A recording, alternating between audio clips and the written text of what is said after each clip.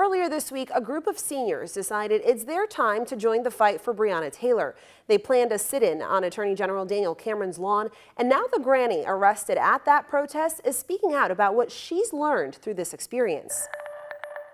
And so we were kind of like a little flash mob, you know. And so at one point they dropped us off, and here we come out of nowhere with our little walkers and our rollators and wheelchairs and everything, and then we just sat down on Daniel Cameron's lawn with our signs. This is Carrigan Holden.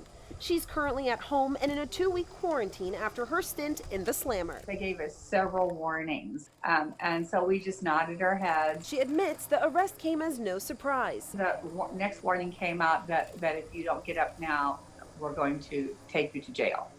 And so they took me to jail.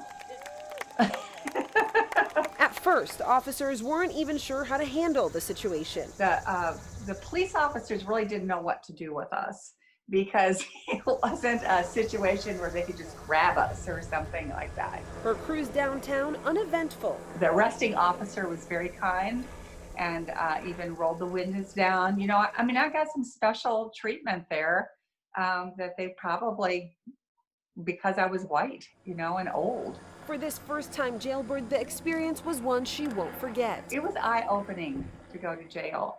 And, when they talk about defund the police, I could see that whole idea about maybe social workers could be doing some of this work, rather than handcuffing people to chain link fences and holding areas. And, it was pretty dehumanizing. They didn't handcuff me, but they did other people. In her words, she's lending a hand to the Black Lives Matter movement and bringing justice to the Breonna Taylor case. Here they went and arrested a 68-year-old lady for sitting on a lawn, but they're not arresting that officer. Out of COVID fears, she explains many seniors haven't been taking part in protests and demonstrations. But this time was different.